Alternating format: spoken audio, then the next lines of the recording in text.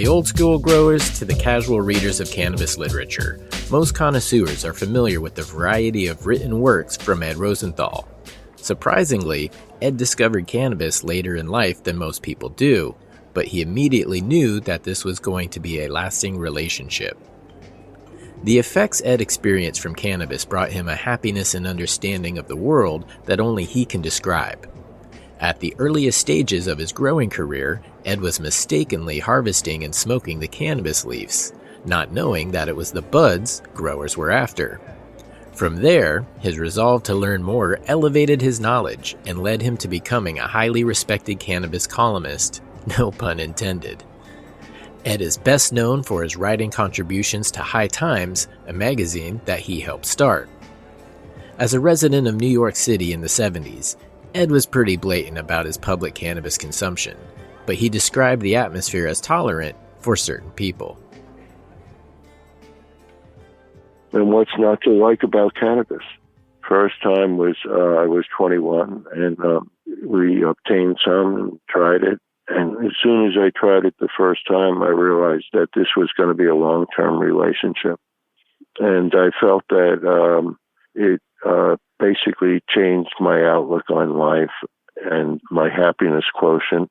And so those were the first experiences. It just allows you to have different perspectives than the ones that society teaches us. It does that with everyone. I'm not alone in that. It happens with everyone. It expands your consciousness in a way. It was very early on, and I had been boxed in by society's way of looking at things, and I was hiking in Hawaii. I was alone on a trail. I'm looking around, and I realized, that I'm totally alone, and I just felt a whole bunch of burdens, like mental burdens, just fall away from me, just crumble. I felt like my brain was like freed, and so that was a real incredible experience. But most experiences are better with pot. I was always interested in plants and horticulture. So from the time that I was a kid, I took classes in gardening. So it was very natural that once I met marijuana and realized that it was going to be a significant part of my life, that I would wish to grow it. I was working on Wall Street, and my position was at that time the assistant compliance officer for a firm called L.F. Rothschild. And originally I had been living on the Lower East Side, and I didn't have space to grow. But my parents moved out of the apartment they had been in, and I took it over, and it was this giant 6-room pre-war building. So there was plenty of space for me to set up a grow, and that's what I did. And so seeds were plentiful at that time in the 70s because they were found in every packet of marijuana included in the plant. There wasn't sensimilla at that time, but just cannabis that was coming from Mexico or other countries of export. That's how I got started. I started by growing my own. My first grows would not be considered that great at this point in time, but the lights that were most available, that were easily available, were fluorescent lights. And so those were easily obtainable. And I had already had experience in growing plants because I had been a gardener in New York City. I had taken classes at the New York Botanical Gardens, and I had a plot in the ground, and I had a lot of house plants. So I didn't know much about it, and I treated it as I would treat other plants that needed a lot of light. And so I started with fluorescence and did a lot of things wrong. And then I realized that there was a flowering stage to it, and that at first we were just smoking the leaves, and the leaves were stronger than the bud that they came from. And then I realized, there's a separate flowering stage, and that's what we're looking for is the buds. At first, we were just smoking leaves. As I said, that wasn't too bad because the leaves were more powerful than the buds that they came from because they, were so degraded by the time they got to the consumer. And then we discovered buds. At some point, I decided to do a little bit more research, right? And I could read something, for instance, the equivalent of Wiki would be the Encyclopedia Britannica at one time because, it was pretty complete. And I had a set of that, and I had an old set. And the older Britannica was before they were mass marketing, for kids and everything. The older Britannica had it was very formal, but it had a lot more information than the newer editions had. And I had an old edition, so I was able to read about it. There's these harsh New York State laws, or there were, the Rockefeller laws, but then there was New York City, and it just had a different attitude towards cannabis. It wasn't the biggest thing. I mean, it was common, and the laws weren't enforced that much. So as opposed to other areas in the state, New York City would be a fairly cool area to be using cannabis. So one of the things about that was, they just legalized in New York State, so you can use cannabis anywhere where you can smoke a cigarette. And that's just what I did 40 years ago or more when I was in New York. I never minded smoking on the street or, there just was very little chance of an intersection with the police. Now, I understand that I have white privilege that other people might not have and might not have experienced it. But as far as white people in New York City, cannabis wasn't a big thing. In fact, there was this fellow, Mickey Caesar, who ran a dope supermarket in Lower Manhattan, and he actually had off-duty police officers come to buy it from him. It was a cultural thing. New York City had other problems. The East Village was totally drugged out on psychedelics, and that continued for the last 40 years.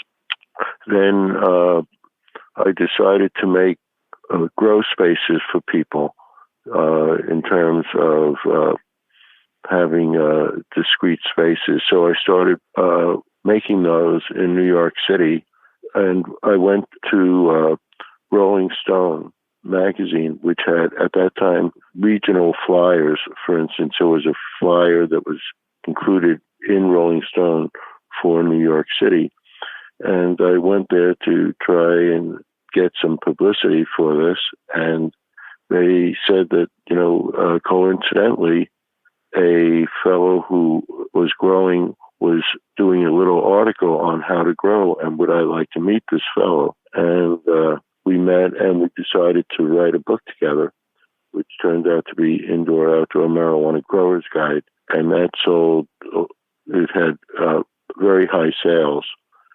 And then we decided to do a second book, and that turned out to be more textbook-like Marijuana Growers Guide. And that set us both off on life adventures. New York City has always been a melting pot of ideas and passions. It was there that Ed fell in with a group known as the Yippies. This collective of young adults spread expressions of political opposition and cannabis liberation across this nation at small grassroots rallies. The cannabis world in the 70s and 80s was a small one, and Ed seemed to have rubbed elbows with many of the names we know and celebrate today in cannabis culture. In addition to his connections in New York, Ed had moved out to California. When he landed in San Francisco, where he stayed as the proverbial guy on the couch for a few months. Shortly thereafter, he became more active in politics and moved slightly north of San Francisco. From this new location in Oakland, Ed continued growing, writing, and sticking his nose in the air at authorities.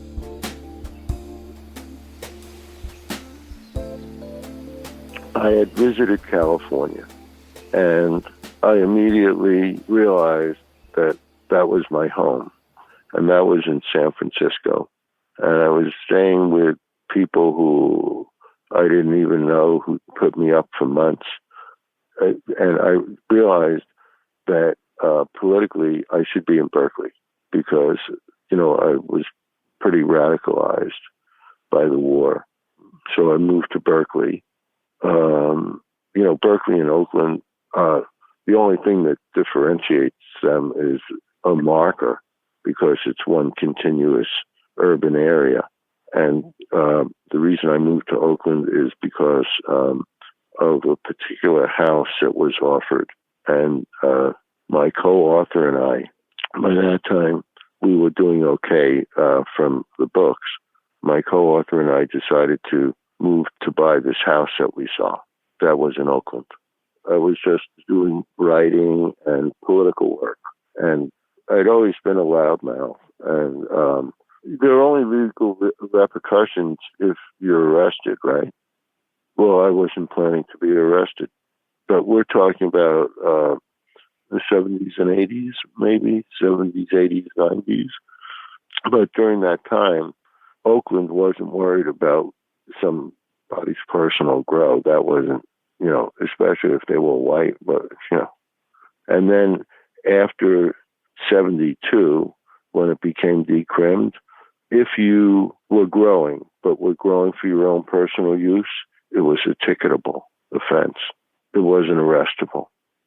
Or they might arrest you, but there was a hearing, it was called the Williamson hearing.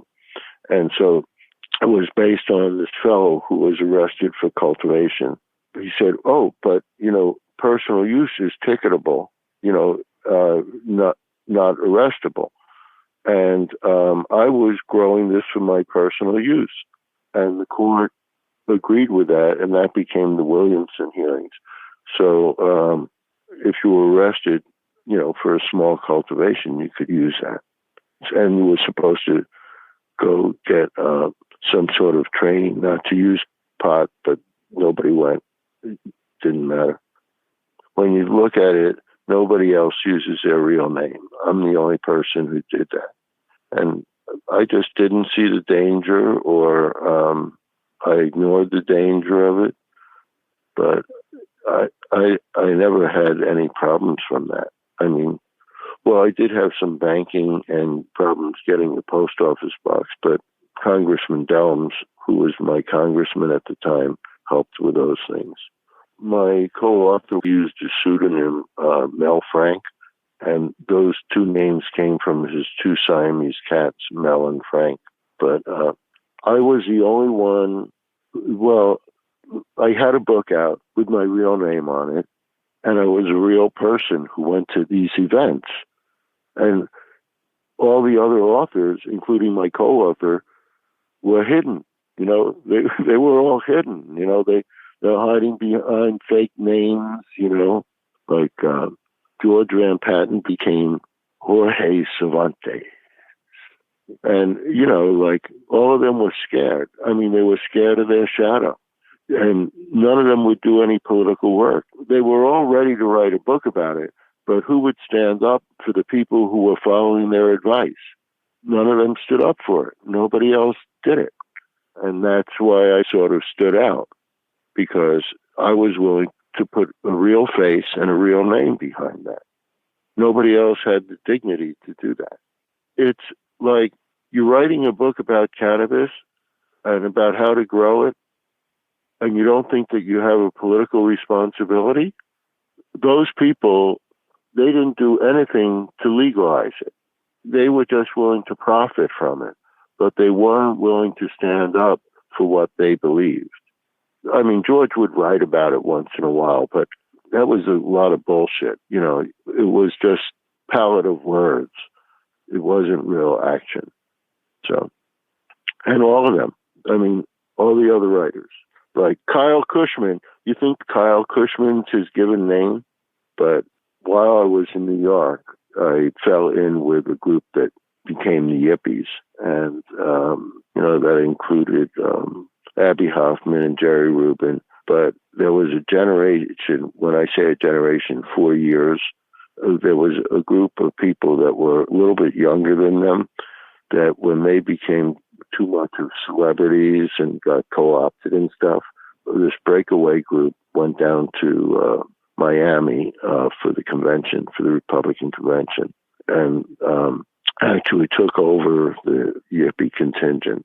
And that included people like Tom Prasad, who co-founded High Times. So the Yippies started these smoke-ins, where we'd have these rallies with music and politics and pot. And we did it all over the country. We did it in Nevada. It was very interesting. I met the police chief of Reno, and he said, well, you don't want to meet me at the police station, I know. So we'll just meet at this coffee shop. And we each bought our own coffee, and he said, look, no needles. I said, if we see a needle, we'll take care of it before you ever get to see it. So he understood what the policy was. He said, go right ahead, do your thing. And so, I had a lot of free time. So I also, I would travel around to rally after rally and also sell books at those rallies. I want to mention some other Yippies. Steve D'Angelo, he came out of the Yippies. And Debbie Goldsberry was educated politically by Yippies. Now, she's gone off in her own direction, but the Yippies were a powerful force in the U.S. In terms of molding people's relationship with cannabis, because we had these smoke-ins, and smoke-ins did several things. They were political, but they were also social, in that you look around and you realize you're not the only freak. You're not the only one. There's a whole group, and it gives you a different kind of attitude about things. And then another was that it was a political organizing tool. And so everywhere we went with these smoke-ins, it was like starting little cancers all over the country regarding cannabis. And that really helped to change, ultimately, to get a core group that helped to change people's or society's opinion about cannabis. High Times, that was in 1974 that I started that. Yeah, I got into that. And then Tom Prasad and I had a falling out, and he took that over, along with another fellow by the name of Ron Lichty, who dropped out of that and became a computer person. Main interest was computers.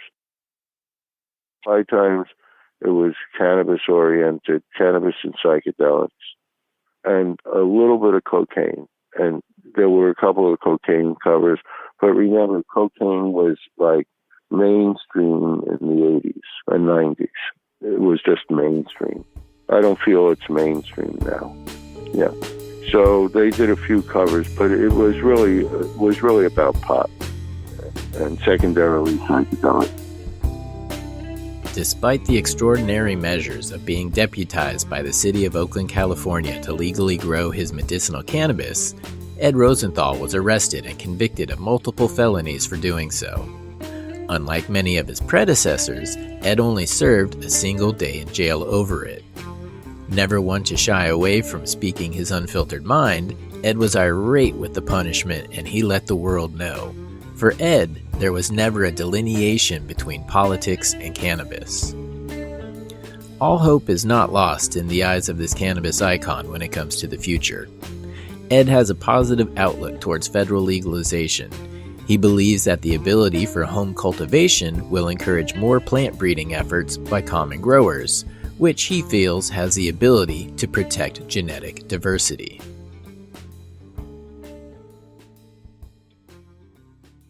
I've just had the same life for the last many years, like doing political work, doing some writing, doing some growing, doing some consulting. That's been, what I've been doing. But, I still have 3 felonies, 3 federal felonies. I served 1 day, time served. one juror felt intimidated by the judge, and she reported it. And so I had a second trial. And the thing about that trial was this, that I had already done my time so that they could not give me more time. So they put me on trial just to get me. They couldn't put me in prison. You can't punish a person twice. Well, when I was deputized, right, and the city attorney says to me that as long as you obey the city laws, you're free from prosecution by the federal government because you're named an officer. And the judge said that you would have to be able to enforce the laws. I mean, he used a roundabout way so that I could be prosecuted, a roundabout argument. And basically, he was very influenced by the government. He was an apparatchik of the government in much the same way that a Nazi judge was an apparatchik of the state. And that's what he was. He knew he was there to do the state's bidding, so he would not allow a fair trial. He wouldn't allow the jury to hear that I was appointed an officer of the city. He wouldn't allow any mention of medical. And then he got himself into a conundrum, and it was this, that he and his wife, Cindy, were socialites. You know, they were hanging out with San Francisco society, and they were being shunned. So that's why I got one day in prison. It wasn't because he saw the light or anything. It's how could he get himself out of the dilemma that everybody thought he was a thug and a miscreant, basically, which he is. And it was personal pressure by his wife, specifically. And I believe that there were drug problems in his family that had personally affected him, and he should have recused himself. And, I recently had a discussion, it was 40 years since 215. So there was this recent get-together. And actually, somebody who knows the judge socially said, well, he did you a favor. And then I said to her, well, look, think of it. Let's say he had given me some time. What would have happened? He would have been totally shunned by his community, these socialites. You know that. And she said, yeah, I suppose so. And if for the first time in all this time where she thought he was such a good guy doing it for society and everything, no, he was a creep, and he was just trying to get out of a situation that he had placed himself in. He's still a creep.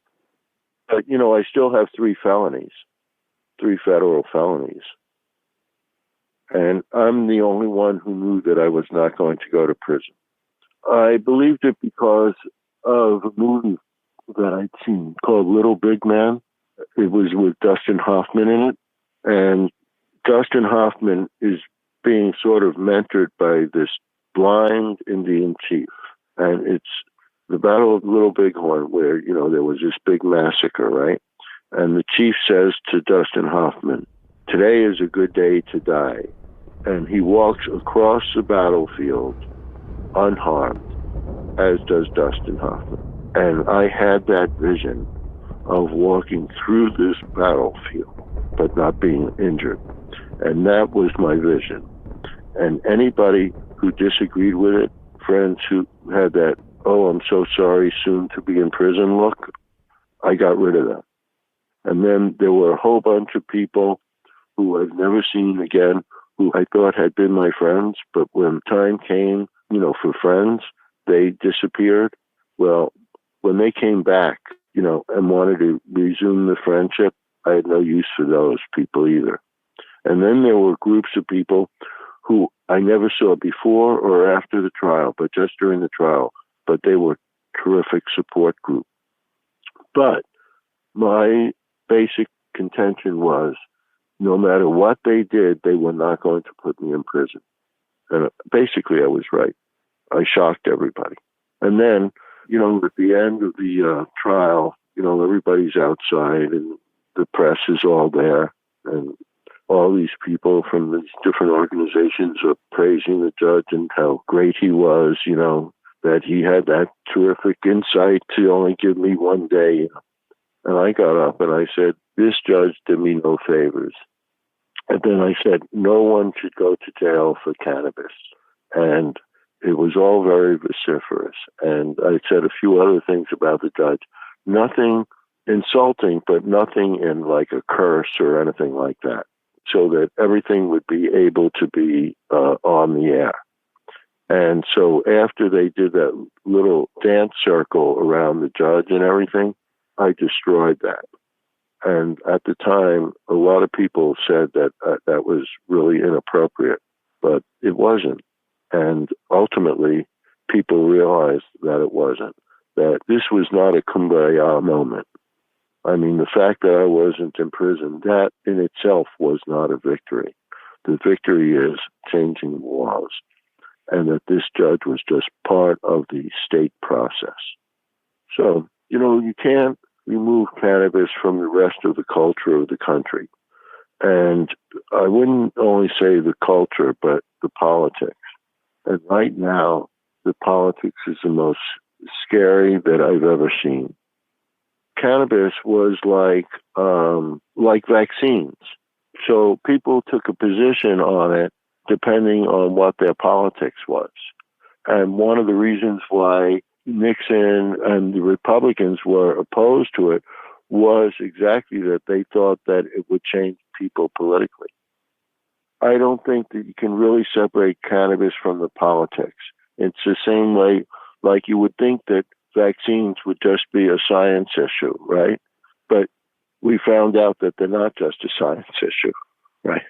So this is sort of the same thing. So I can't separate cannabis from the rest of it. And to me, the legalization of cannabis isn't a good trade-off for losing all of our other rights. And the thing that is most disheartening about that is take a state like Oklahoma, where medical cannabis won by 70%. There are shops all over.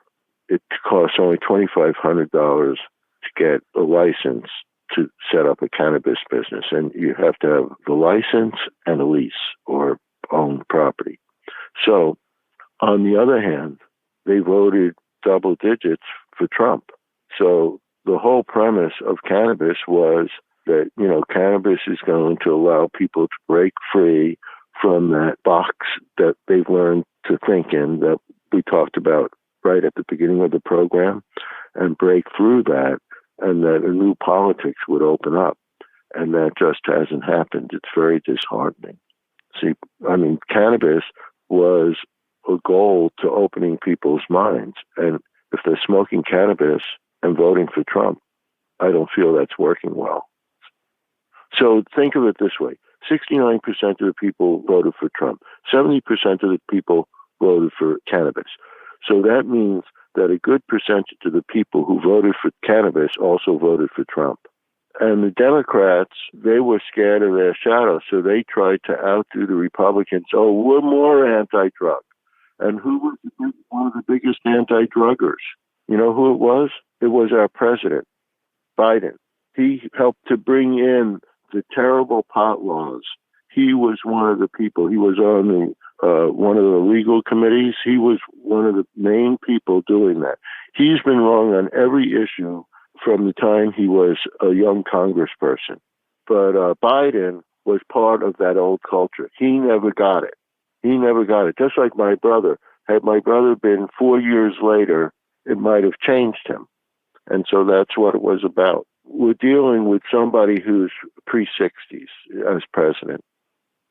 The negative part of legalization is something that you inferred, which is, the alternative culture, and that society supported itself a lot from marijuana sales, so that the money circulated more in the culture.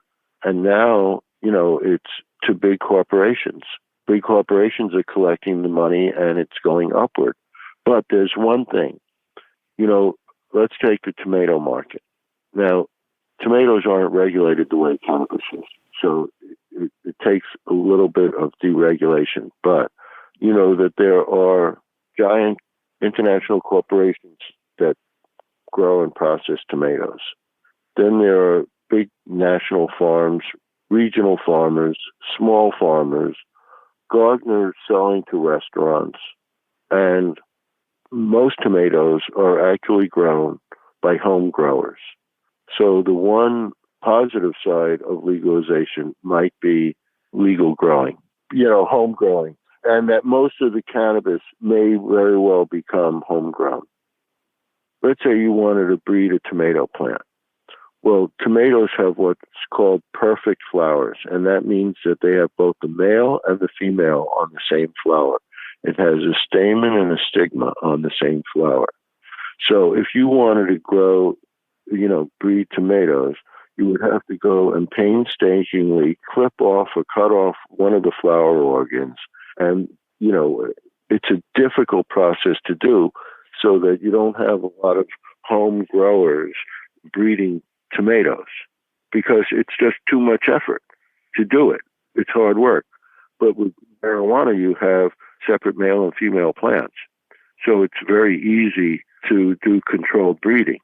And you know that when you speak with marijuana growers, after the first few crops, they say, oh, I'm breeding this and I'm breeding that. So because cannabis is so easy to breed, there's always going to be people breeding it. Well, it's something that you hear all the time. People saying, "Oh, I'm breeding these plants," right? Well, but you don't hear them saying, "I'm breeding potatoes." You don't hear them saying, "I'm breeding corn." Only about 6% of seed plants have separate male and female plants. Almost all of the plants, like apple trees, each one of those flowers on that tree has a male and a female organ on each flower. Take a lily. It's very easy to see the male and female organs on the flower. But then there are some plants, for instance, begonias, and they have separate male and female flowers on the same plant. Makes breeding a little bit easier. But when you have separate plants, it's easy to separate the plants and do controlled breeding. So that's why it's so popular. We, from prenatal onward, we're taught to look at life in a certain way, and depends on society what that way is. But we set boundaries, and the mind and the brain help to enforce those boundaries so that a lot of thoughts that might be in the brain never make it to consciousness. And we're not aware of them because we've set certain boundaries. Been any number of experiments how two people might look at the same scene and emphasize different aspects of that same scene. And that's part of those boundaries. So what cannabis did, and Aldous Huxley talked about this in Doors of Perception, and what he said was that what psychedelics do is they make the brain inefficient at enforcing these boundaries. So all these thoughts come through to consciousness. So it builds your awareness in a way. So I think that some psychedelics do it in a wild way where all these thoughts are coming through so fast that you can't grasp them, that, they pass through. But with cannabis, it's a slower process, and you can actually become more creative with its use. And what's not to like about cannabis? Yeah, I have a real problem. I'm using pot. Such a problem. I don't know how to stop. And don't forget to mention my book. I have a new book out, Cannabis Grower's Handbook. Throughout his various works, Ed Rosenthal has always used his real name. It isn't a pseudonym that an anonymous author or advocate is hiding behind. This sort of open defiance is something Ed takes pride in. Ed has managed to stay relevant through many waves, bumps, and turns in what is now referred to as the cannabis industry. He is an author of over 30 books spanning 4 decades, detailing the cultivation of cannabis, cannabis history, and also the emerging art of producing concentrates. Even casual readers of cannabis magazines will remember his Ask Ed column in the High Times magazine throughout the 80s and 90s. Ed Rosenthal has been important to the advancement of cannabis knowledge and legalization. At the age of 77, he shows no signs or interest of slowing down. Although his adventures are far from over, Ed has a well-deserved place in dope history. Ed has a new book available. It is titled The Cannabis Grower's Handbook, and it is available now at all finer book outlets.